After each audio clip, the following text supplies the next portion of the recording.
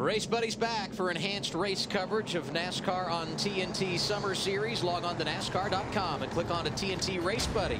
Choose from 4 live camera angles, get up-to-minute pit notes, and chat with other race fans, all for free. TNT Race Buddy on NASCAR.com.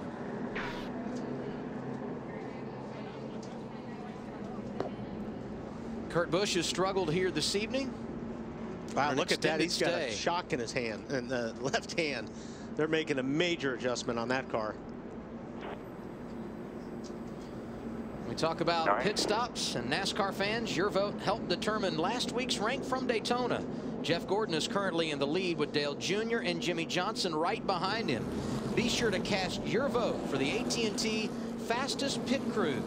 You can do so from your AT&T phone. Text the car number to 2258 for the crew you think is the fastest and most valuable.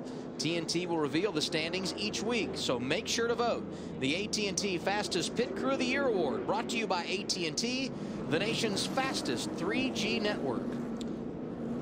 Be interesting to see if Jamie takes. If I was Jamie, I'd take the inside, knowing how good that 48 is down on the bottom. Be interesting to see which lane he chooses. Casey Kane will restart 14th, and now we check out the Built Ford Tough driving force.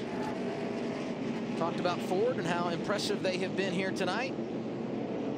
Kane has been good in recent weeks. 3 top 5s in the last 4 races have him up 7 spots in the standings. He's now 16th in Sprint Cup Series points.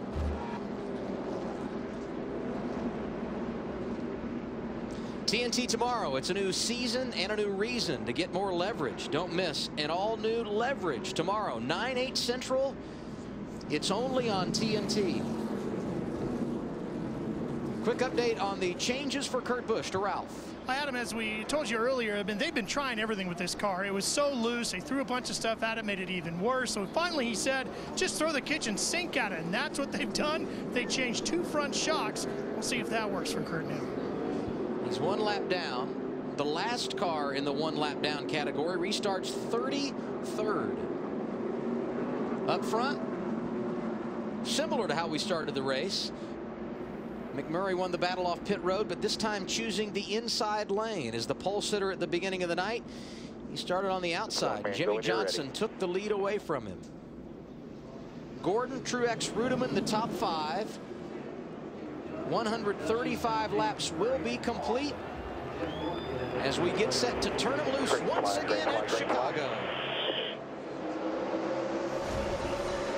Man, really good restart for McMurray on that deal. That was the smart thing to do, was take that bottom lane away from the 48 car. And now he just wants to get away from him as much as he can. Whoa, look at Biffle in the middle of the pack there, sideways as they stack up. Greg got real loose there in the center. Nice battle for second. Jeff Gordon, who restarted 3rd, able to get around Jimmy Johnson, and Truex working in the inside lane.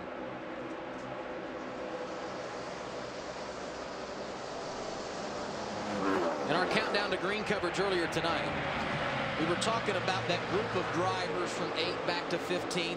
Oh, hang on, he goes around. Contact from Truex. Wow. He dodged the bullet there. Stay down there. Keep going. No cars. Caution's out. Caution's out. Not sure there was any contact there. I don't see any marks on that car. It could have been just. It could have been an arrow loose deal. Yeah. Tires are up. You know, he got really lucky. Look at his splitter. His splitter is clean. He really didn't do any damage to that car other than flat spotting the tires. This angle will show if there was any contact or not. You see him get out under him. That's tough right there. It's all.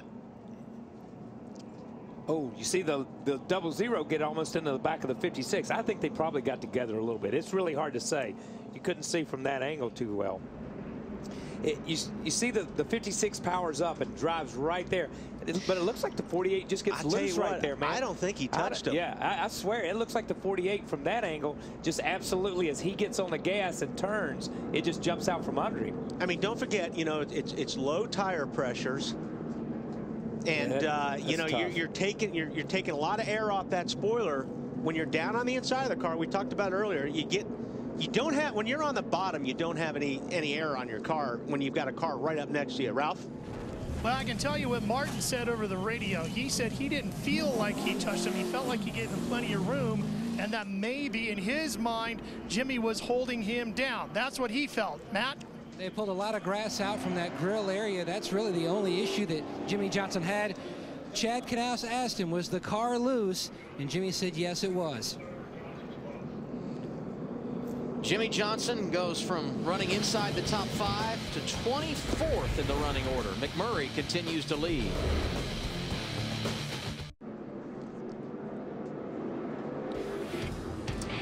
Just past halfway in Chicago. Time now to take a look at our Verizon race summary. 2 lead changes among 2 different drivers. Average speed just over 145 miles per hour. Under our 3rd caution. And we've been under caution for 12 laps tonight. Going back green, Jamie McMurray, the race leader. He once again takes the inside lane, and now another Hendrick driver to the outside. This time it's Jeff Gordon. Michael Waltrip racing right behind. Truex on the inside, the outside to Rudeman in row 2.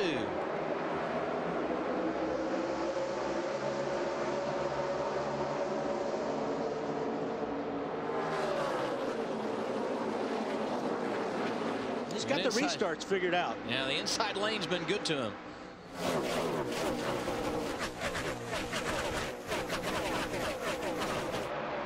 So Paul Menard hanging tough inside the top 10.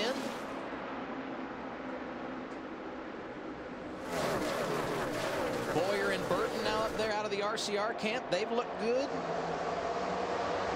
Here's the battle for 6th. Those 2 cars nose to tail inside of Carl Edwards.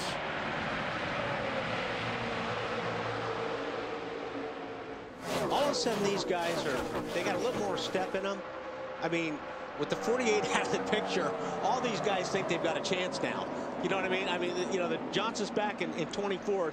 It's going to take a while for him to work through this traffic and get back up there. I think he will before the night's over. But trust me, when you see a guy like that that's been dominant have problems, all of a sudden everybody steps up a little bit more. And it's kind of like, and I know this sounds strange, but it's kind of like Tiger being in a golf tournament. When he doesn't make the cut or when he had his problems, everybody else stepped up and they're like, okay, it's our time to shine.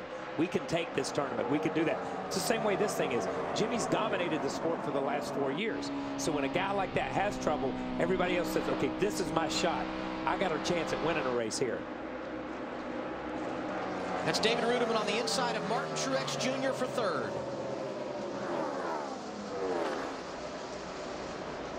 Mark Martin won this race a year ago, racing with Joey Logano, and they're going at it for position right around 20th. Sam Hornish Jr. hanging right there as well, although he is 1 lap down.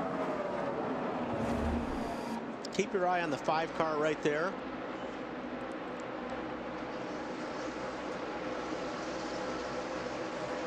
They get real loose, and Matt did a nice job seeing it coming and dove down to the apron.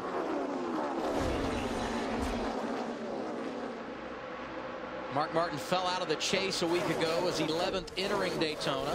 I'm surprised how many loose cars we have right now. Even though, you know, the temperature has dropped, the track's gotten cooler. But I'll tell you what, you know, I would have expected more cars to be tighter than loose. Marty?